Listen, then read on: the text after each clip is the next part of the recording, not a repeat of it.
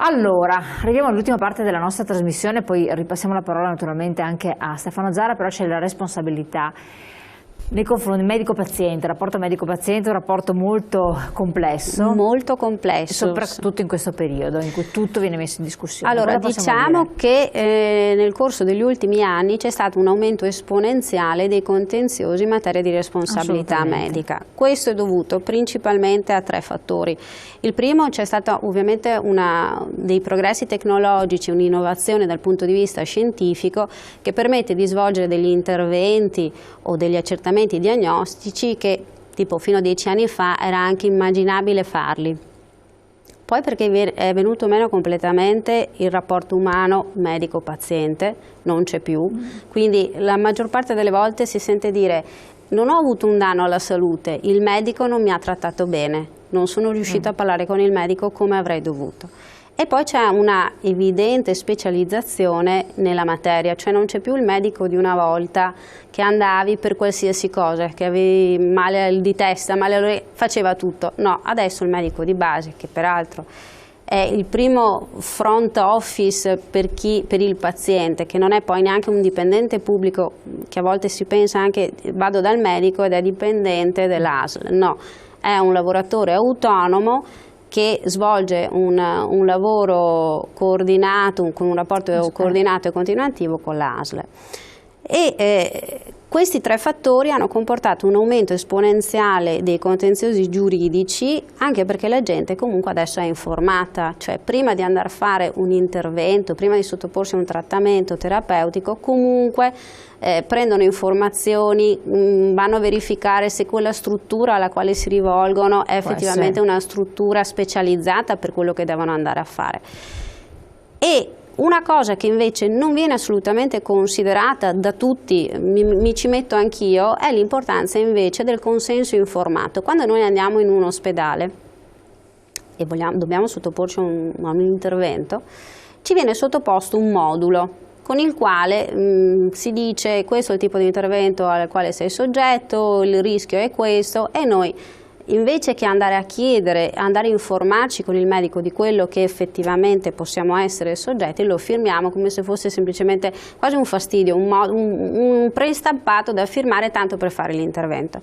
Invece il consenso informato è importantissimo, primo perché è fonte di responsabilità del medico. Il medico è obbligato a dare tutte le informazioni che servono per il trattamento terapeutico, per l'intervento che io vado a fare. Deve espormi qual è l'intervento migliore per la patologia che io soffro, deve dirmi qual è l'accertamento diagnostico che io devo andare a fare, deve dirmi quali sono i rischi sia degli eventuali, anzi i benefici che io posso avere, ma i rischi anche nei quali io posso incorrere, deve dirmi se la struttura alla quale io mi sono rivolta è una struttura specializzata per quel tipo di intervento, oppure se esistono altre strutture che da un punto di vista diagnostico sono migliori di quelle.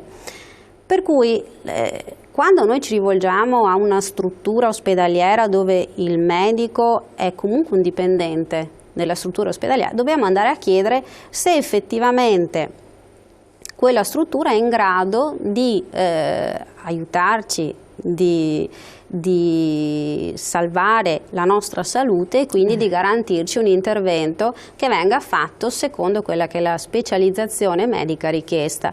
Perché attenzione, il diritto alla salute dei cittadini è un diritto che è costituzionalmente garantito, è garantito dall'articolo 32 della Costituzione.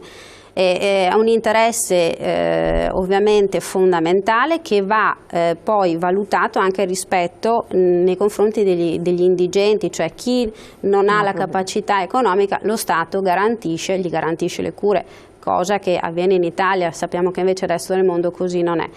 Così come proprio in virtù del diritto alla salute va anche letto l'altro diritto fondamentale, che è il diritto alla libertà personale, perché l'articolo 32 della Costituzione dice: nessuno può essere obbligato a un trattamento sanitario se non per disposizione di legge. Quindi da lì si apre una serie di implicazioni sociali e etiche, perché ovviamente se io non voglio essere soggetto a un trattamento di cura perché ad esempio mi voglio rifiutare di vivere o perché non voglio avere il cosiddetto accanimento terapeutico, posso deciderlo in virtù di questo diritto che ci è costituzionalmente garantito. Ci sono solo delle disposizioni di legge per le quali io sono obbligato a rivolgermi al trattamento sanitario, che sono ovviamente le vaccinazioni obbligatorie, perché il diritto dell'individuo viene meno rispetto all'interesse della collettività. Se uno soffre di una patologia psichica non sono in grado di decidere, quindi sono soggetto al trattamento sanitario obbligatorio. E poi il cosiddetto stato di necessità, cioè se sono in pericolo di vita non è che posso stare tanto là a discutere se va bene o non va bene, devo ovviamente sottopormi a quello che è l'intervento chirurgico. Ovvio che questo tipo di il consenso informato, che deve essere frutto di una cooperazione appunto tra paziente e medico, perché il paziente ha il diritto di essere guarito, di essere seguito, ha il diritto alla salute. Il medico invece ha il dovere di comportarsi con diligenza e di prestare quella che è la sua conoscenza specialistica medica rispetto... Dovrebbe anche aggiornarsi però, e quindi c'è anche un onere da parte del medico di essere in grado di sempre affrontare... aggiornato, perché c'è da ricordare che nel caso in cui ci sia un danno alla salute, perché il paziente l'unica cosa che deve dimostrare è di aver avuto un danno alla salute. C'è la responsabilità diretta del medico. Il medico ha una colpa presunta, cioè lui è comunque inadempiente sempre che non dimostri di aver utilizzato, di aver adempiuto secondo diligenza e secondo i protocolli sanitari imposti. Chiarissimo, torneremo su questo tema perché necessita naturalmente parlarne ancora anche in modo approfondito. Stanno arrivando tantissimi messaggi. Stefano Zara, è vero che ci sono delle operazioni più rischiose con grande guadagno, ma se chi te le propone te le fa da passare come operazioni facili, cosa ci posso fare? Mica sono un consulente finanziario da Padova. E l'altra domanda, io mi fido, che diceva un altro telespettatore, mi fido del mio consulente che mi fa sempre guadagnare, se lui non guadagna, cioè se io guadagno guadagna anche lui. Un altro ancora che diceva che chi lavora in banca è spinto dalla direzione della banca a proporre certi prodotti anziché altri. È tutto organizzato, insomma ci sono tanti... come ti dicevo prima, alcune banche sono tra virgolette banche tradizionali, sì. Altre sono banche di consulenza finanziaria, facciamo anche noi, Banca Fideura, Banca Mediolanum, Allianz, Finecobank, sono delle banche che si avvalgono del lavoro dei consulenti finanziari. Sono buone, sono valide? Ma sì, sono fra le principali in Europa. Okay. In queste banche, dove ovviamente c'è una patrimonializzazione molto alta e le cui banche non fanno attività di credito, i coefficienti sono molto buoni.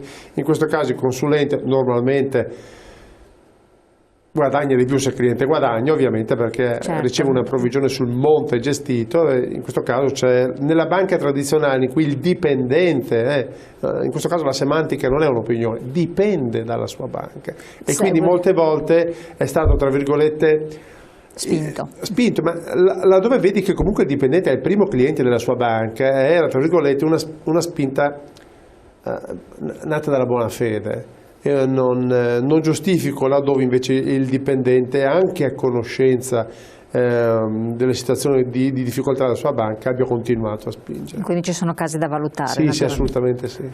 Allora, grazie Stefano Zara, grazie all'Avvocato Martone di essere stato qui con noi, parleremo ancora di questo, adesso naturalmente ci rivedremo con voi per le puntate in diretta dopo le festività natalizie. Durante il periodo natalizio avremo le repliche, perché tanto i temi, sperando che non succeda niente, saranno questi, e quindi io vi ringrazio di essere stati qui con noi, a voi appuntamento invece come sempre a domani. Grazie.